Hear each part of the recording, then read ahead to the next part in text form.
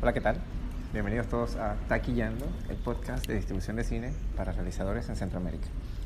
Este episodio lo vamos a dedicar a los premios de la Academia, conocidos popularmente como los Oscars. Pero nos vamos a enfocar específicamente en la categoría de Mejor Película Internacional. Y por ello, hoy nos visita una gran amiga de la familia de Taquillando, Marisela Zamora. Ella es productora, fundadora de la empresa Fábrica de Historias, y en el 2014 manejó la campaña para los Oscars de la película costarricense Princesas Rojas, de la directora Laura Astorga. Bienvenida, Marisela, y gracias por acompañarnos. No, muchas gracias por la invitación. Muy honrada de estar en este programa. Gracias, a nosotros nos da mucho gusto tenerte en el programa y bueno, le mandamos saludos a Laura también, que puede estar escuchándonos. Bien, este año se ha notado una competencia interesante en muchos aspectos, porque el perfil de las películas y los actores que hay es bastante alto, así que eso sube las expectativas. Pero también en cuanto a la categoría de Mejor Película Internacional, que antes era llamada Mejor Película en Lengua Extranjera, para esta edición han tenido la mayor recepción de proyectos en los años que lleva la categoría. 93 submissions hay este año. Correcto. En competencias, es histórico. Claro, hasta el 2017 el récord había sido 92 y finalmente lo superaron. Y de esas 93, 15 son latinoamericanas. O sea que hay un buen chance de que haya representación de nuestra región en la edición número 92 de estos premios, ¿no? Y que curiosamente en los 2 últimos años ha premiado cine latinoamericano. Roma el año pasado y también Una Mujer Fantástica de Chile en el 2017. 2017. 17. Sí. Muy bien. Y bueno, bien, entrando en materia ahora sí, hablamos de Princesas Rojas, ¿no? Que es una película costarricense en el 2014, ¿no? Es en el 2014 cuando hicimos nuestra campaña para entrar al shortlist. Claro. Bien. Hay varias campañas, entonces. Claro, eso es lo que vamos a hablar. Ajá, correcto. Perfecto. Ok, vamos a ver, cuéntanos un poco sobre ese proceso. Primero aclaremos qué es el shortlist, para que la gente puedan entender a qué se refieren o cómo es ese proceso, o sea, qué representa eso en el proceso para ir a los Oscars.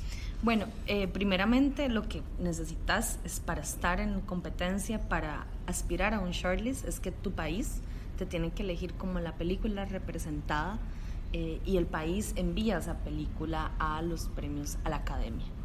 La Academia tiene que aceptar ese submission, quiere decir que tienes que cumplir una serie de requisitos que tienen que ser cumplidos y una vez que entras en esos 93 submissions, que es este año, empieza lo que se llama el Oscar Season, que inicia en octubre de cada año, donde todas las películas en general empiezan a competir y tienen que hacer una campaña de relaciones públicas o con publicistas para poder entrar a un shortlist. Un shortlist es una elección de 9 películas en el caso de lengua extranjera, de película internacional, perdón, donde tenés estos 2 meses para hacer tu campaña. Octubre, noviembre y en diciembre, más o menos alrededor del 14, el 16 de diciembre en este año, van a dar este shortlist que son de 93, sacar las 9 que entran en otra ronda de campaña para llegar finalmente a las 5 nominadas. Vale, y cuando ya llegan al shortlist, o en ese proceso del shortlist, ¿quiénes votan por esa película? Son 500 miembros de la Academia que votan sobre un screening, no sobre un link, lo que quiere decir que en esta categoría todos los miembros de la Academia se reúnen en Los Ángeles para poder hacer su votación. La Academia, cuando decimos screening, quiere decir que la Academia siempre da un screening por película, donde los miembros tienen que ir. Para eso necesitas hacer una campaña para que vayan a ver tu película, y sobre ese screening pueden generar su voto. Vale. Y en el caso particular de Princesas Rojas, ¿en qué etapa entraste tú? Yo entré desde el puro inicio. Nosotras habíamos visualizado que era posiblemente la película más apta para entrar a los Oscars de lo que estaba ese año en competencia. El Centro de Cine decide lo mismo y entramos desde ese preciso momento. Desde que nos dan la noticia de que sí, efectivamente somos la entrada oficial de Costa Rica para los premios Oscar. Y a partir de ahí empezamos a generar nuestra campaña, a trabajar de la mano con la Academia para poder ser aceptadas y demás. Y ahí estuvimos en el Oscar Season trabajando de la mano con unos publicistas en Los Ángeles, haciendo nuestra campaña para poder llegar al shortlist. Siempre es la campaña de esos 2 meses, tu objetivo es poder entrar en tu shortlist y finalmente, claramente, llegar a ser una nominada. Claro. Y curiosamente esta peli estrenó en un festival internacional, creo que fue Berlinale. Sí, estrenamos en Berlín, en la categoría... Ay, no recuerdo, pero ahí se estrenó en el año anterior al que optamos por ir al Running for the Oscars. Claro, ¿y el Berlinale es uno de esos festivales calificadores para entrar o no es un festival calificador para entrar a los...? No estoy segura si la categoría donde estamos, creo que no, porque no era categoría oficial, era una de las categorías de Berlín. Okay. Pero nosotros teníamos ya lo que necesitábamos. Habíamos estrenado en nuestro país, habíamos estado por más de 7 días en salas de cine, habíamos tenido cobertura de prensa, y ya estábamos en un circuito de festivales funcionando. Y no habíamos estrenado ni en DVD, ni habíamos estrenado en ninguna plataforma en internet, ni en televisión abierta, que son varios de los requisitos para que puedas seguir siendo elegible. Y cuéntame una cosa, volviendo a esa etapa de Berlinale, ya el tema de la oportunidad de los Oscars, ¿era un objetivo que tenían establecido? ¿Pensaron en algún otro premio, los Goya de repente? ¿O fue algo que se fue explorando paulatinamente a medida que la película iba no sé, yo no estuve desde el inicio de la película, pero tampoco era algo a lo que nosotras, cuando en el momento que entré, estábamos visualizando. Y la película no se planeó en función de eso. Y tampoco se hizo narrativamente ni con específicas elecciones a partir de eso. Creo que eso sí lo hacen como cinematografías un poquito más avanzadas, pero que igual sería bueno que las películas lo puedan visualizar. Entonces fue un poco más como del día a día, y cuando ya vimos que, pues, porque además depende mucho de cuáles son las películas que salen ese año en tu país, en qué año vos estrenás, y cuando ya llegas y ves eso y ves que sos la que tiene los chances, la oportunidad, el tema que nosotros teníamos podía hacer mucho clic con los miembros de la academia. Entonces fue cuando decidimos hacer una campaña, pues, a lo grande. Vale, y entrando ya en el tema de la campaña en sí, sería bueno compartir un poco el proceso, pero antes de eso, ¿ustedes tenían alguna idea de qué era hacer una campaña para los Oscars? No ¿Se refirieron con alguien? ¿Cómo fue eso, no? Porque cuando te llega esa noticia, mira, tu película es la que va a representar al país, y dices, ok, chévere, pero ¿y qué sigue? ¿Y qué? Sí, ¿qué hace una? O sea, ¿espero que me llamen o qué hago? En realidad no sabíamos nada, el país nunca había hecho una campaña, nosotros fuimos la primera campaña de Costa Rica para los premios Oscar. Laura se conectó con nuestros publicistas, creo que pues alguien la tuvo que haber conectado, y ahí empezamos a entender lo que significaba monetariamente y lo que podría significar como ventana para nuestro país y para la directora en ese momento. Entonces no sabíamos nada, realmente nadie sabía nada en Costa Rica. Entonces fue un proceso como de aprendizaje, de descubrimiento, de prueba y error. Y además que teníamos unos publicistas que de verdad fuimos bastante afortunadas, que nos hicieron un acompañamiento casi que de paso a paso para poder sacar la campaña adelante de la mejor manera. Muy bien. Y bueno, siempre se habla de que las productoras o los estudios hacen una inversión gigantesca en cuanto a las campañas de promoción para los Oscars. Uh-huh. Eso está claro. O sea, solo el año pasado, el tema de Roma, de Alfonso Cuarón, que la película costó 20 millones, pero Netflix, que está detrás de la peli, invirtió 75 en la promoción, de los Oscars solamente. Sí. Entonces, cuando escuchas estas cifras dices, ok, bueno, Roma es un caso, claro, Roma es un caso particular porque Roma estaba apostando a otras categorías. Claro.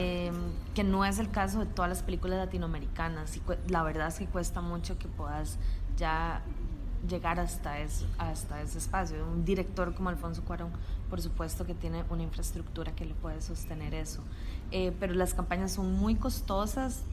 Yo creo que si uno está proyectando tener su película ahí, tiene que saber que de entrada va a necesitar mínimo $50,000 para su campaña para hacer cosas muy mínimas, pero que pueden significar que la película llegue a un shortlist. Igual, si no tenés una peli que te sostenga esa inversión, también es complicado porque necesitas una película que se defienda por sí misma, porque por más campaña que hagas, si la peli no se vende, exacto, el dinero está ahí, está bien invertido, es una buena ventana para el director, para el país, pero igual si la peli no responde. Claro, claro. ¿Y ustedes pusieron algún techo de hasta dónde estaban dispuestos a invertir o en realidad se trabajaron desde el mínimo y lo que consiguieran sobre el mínimo pues lo básicamente hicimos como un escenario ideal de lo que nos gustaba, nos hubiera gustado hacer, y empezamos a hacer un fundraising, no teníamos absolutamente nada, un 5. En ese momento contamos con el apoyo de nuestro país, de nuestro Ministerio de Cultura, y nosotros sí que fuimos bastante sagaces de ver esto como una oportunidad para el país, para la cinematografía, para vender a Costa Rica como un lugar donde se pueden hacer películas. Entonces tuvimos un apoyo pues bastante fuerte, que creo que si eso hubiera pasado ahorita con la maquinaria más grande que tenemos a nivel turismo, hubiera sido aún más efectivo.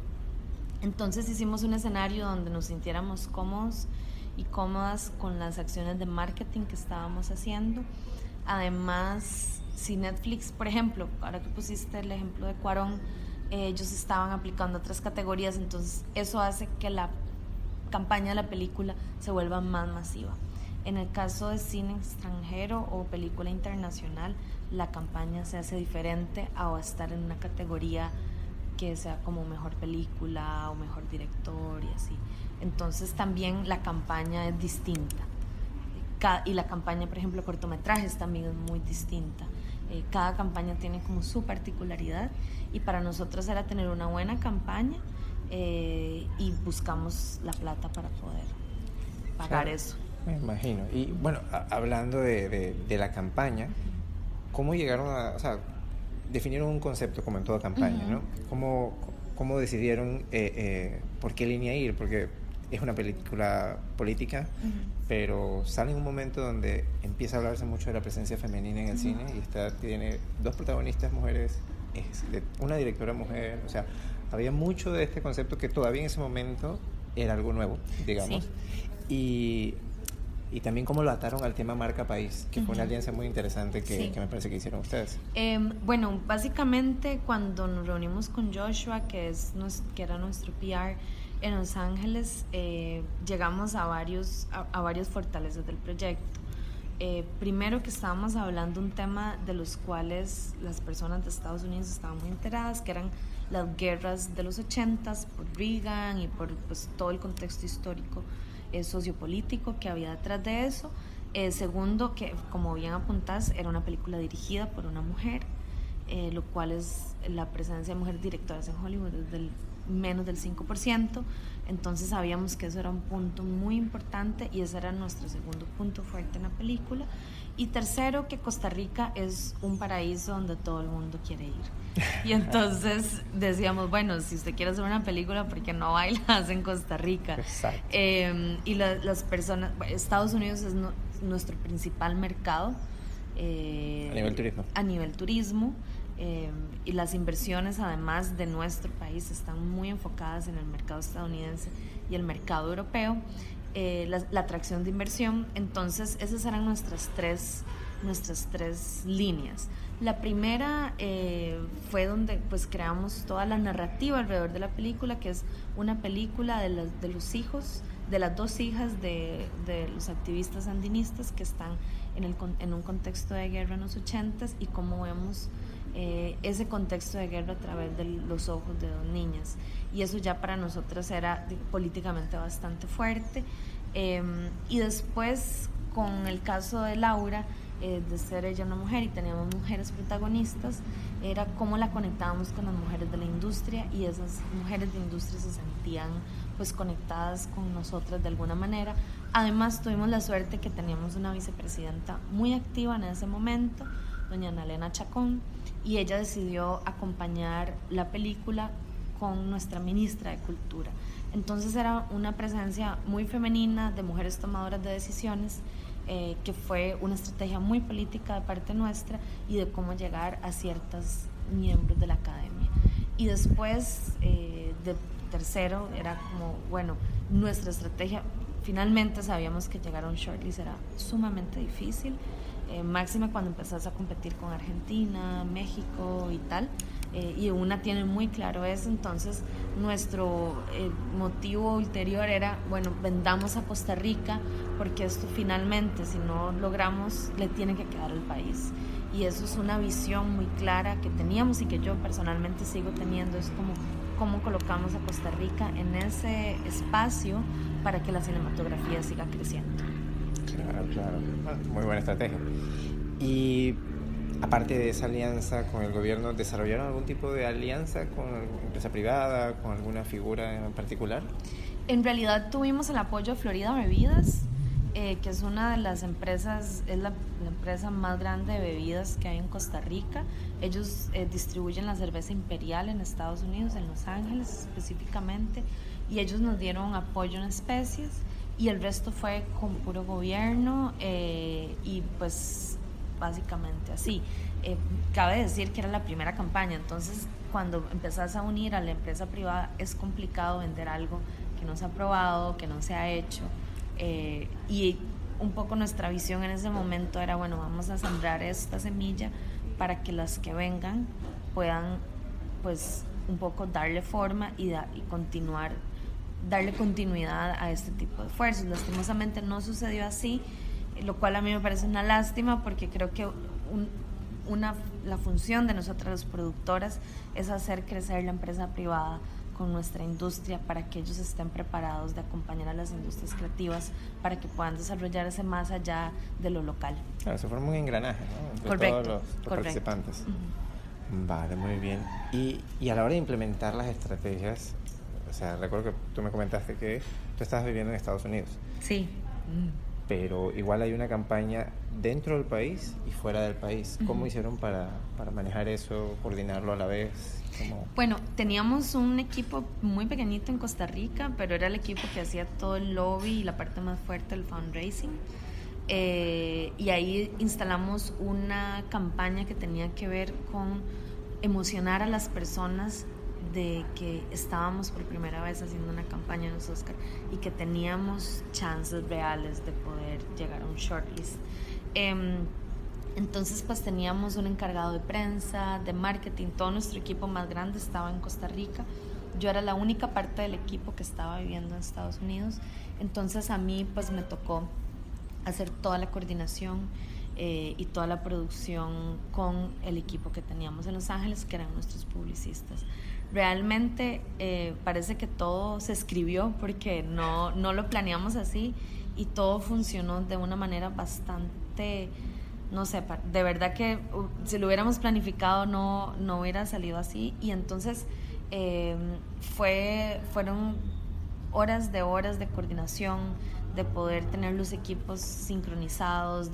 El equipo más fuerte era el de fundraising, porque era estar dándole muchísimo seguimiento al gobierno. Los gobiernos son muy burocráticos, pero sí que realmente se creó una conciencia de la importancia de poder colocar el país en estas narrativas que son muchísimo más masivas, y que eso desemboca en otro montón de acciones afirmativas que se hacen para el sector audiovisual en Costa Rica.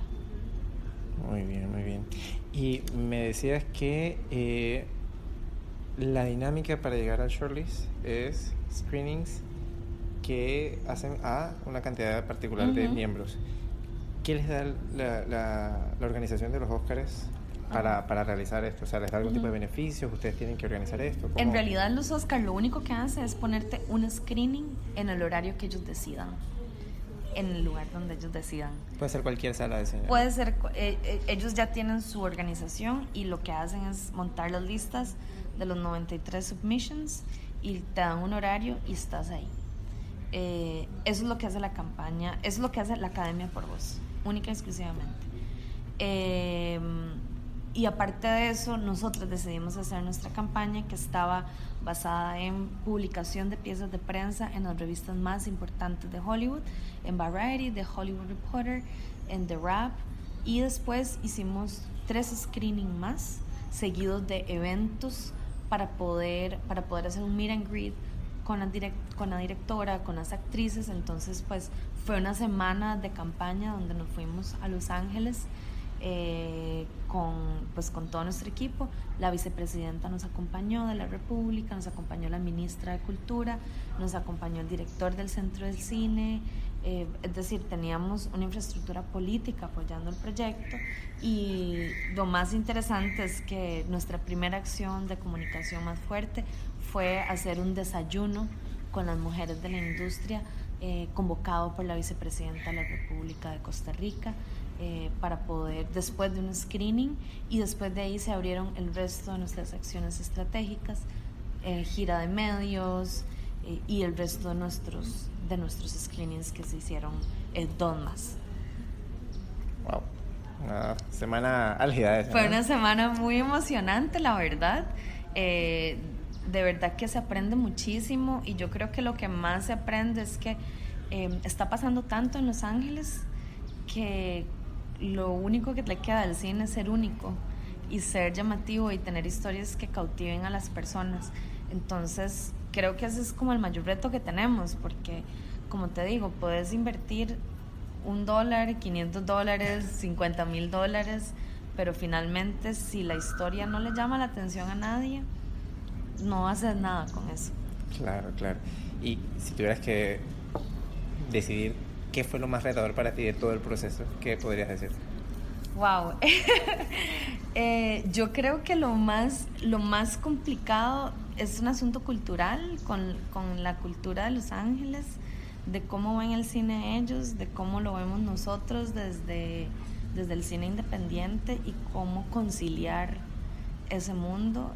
En Los Ángeles todo pasa muy rápido, todo... Sí, pasa, ya para allá, exacto.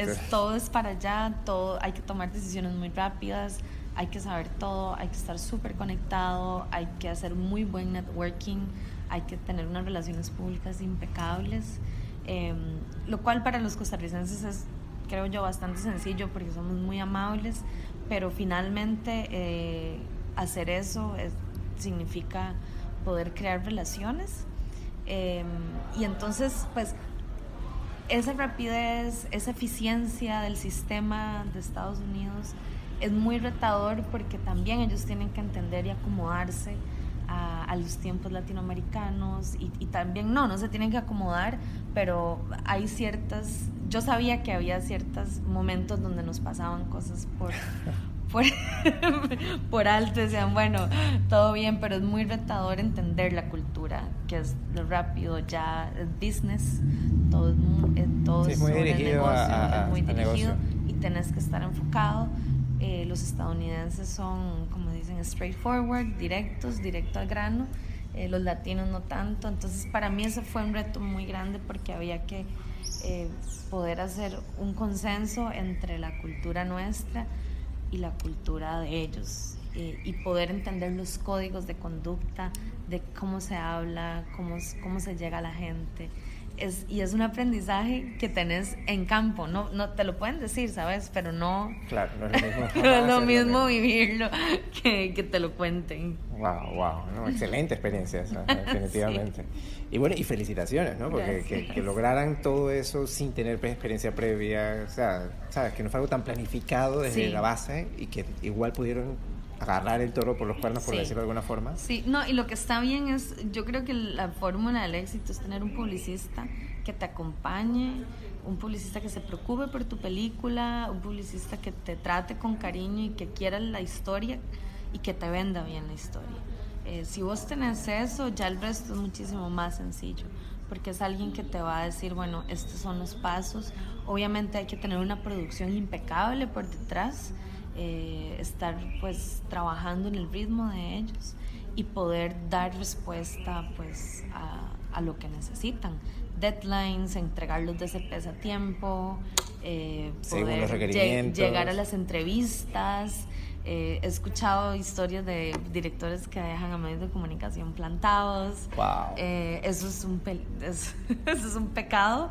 Y en Los Ángeles que te den un espacio de televisión, por ejemplo, es realmente difícil. Entonces son muchísimas cosas que están ahí que tenés que estar pues encima y cumpliendo a detalle. Me imagino. Bueno, te agradecemos por compartir tu experiencia con nosotros. De verdad que ha sido una gran cantidad de información, pero muy buena, muy buena. Y bueno, bien, como ya conoces, siempre cerramos cada episodio con el segmento de ¿Por qué nadie me dijo? Así que le vamos a pedir a Marisela que nos dé 3 recomendaciones en su experiencia para quienes desean bien preparar o llevar ya su película a una premiación como los Oscars, que tal vez puede funcionar para los Oscars como puede servir para otras. Así que, sí. ¿qué le recomendarías? Para mí lo primero es visualizarlo desde el desarrollo. Es vital que veamos cuál es el camino de nuestra película y poder crear una película que pueda llegar ahí, si lo vemos como un objetivo.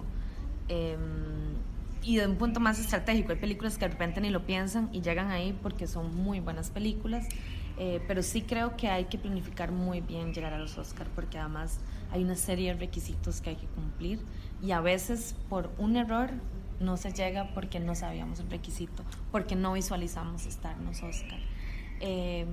Tener una historia que sea absolutamente distinta, que sea universal como Wild Tales de Argentina, que esa estuvo nominada el año que nosotros estábamos en competencia, que pues son historias que tienen que ver con lo más humano y que son muy universales, o historias tan únicas como, por ejemplo, no estuvo nominada, pero creo que es una peli que tenía todo para estar nominada, como El abrazo de la serpiente, que es una peli muy local, que habla de un tema muy específico, de una población indígena. Entonces ver en qué cancha quiere jugar una. Y lo otro es que hay que decidir cuáles son las 2 historias que quieres contar, y esto para mí es fundamental. Está la historia de la película, el universo de la película, la narrativa de la película, donde eso es la historia que vendes, y la otra es la historia que le vas a contar a la gente sobre la película. La historia alrededor de la película. La historia alrededor de la película. Y ahí venía como un poco lo que decidimos con Princesas Rojas: historia política, mujer, país. Y esta fue todo un universo que le creamos alrededor de la película, que no era la película per se, era una de las cosas, pero era como cómo le creamos un universo alrededor para encantar con el proyecto. Claro. Porque no solo es una película, es decir, una película no solo es eso, una película es muchísimo más que eso, y es un producto cultural, es un producto que tenemos que introducir en un mercado, y es un producto del que tiene que tener la fuerza para soportar un Oscar o soportar una nominación al Oscar. Wow, muchísimas gracias por eso nuevamente. Increíble, te agradecemos el tiempo, te agradecemos darnos esa experiencia, porque de verdad que no se tiene idea de todo lo que conlleva algo como eso, ¿no? Sí. Y bueno, a todos nos queda decirles que estén pendientes a los nominados, sí, de esta edición. Emocionante siempre. Claro, y por supuesto esperen pronto un episodio más de Taquillando, el podcast de distribución de cine para realizadores en Centroamérica. Hasta la próxima.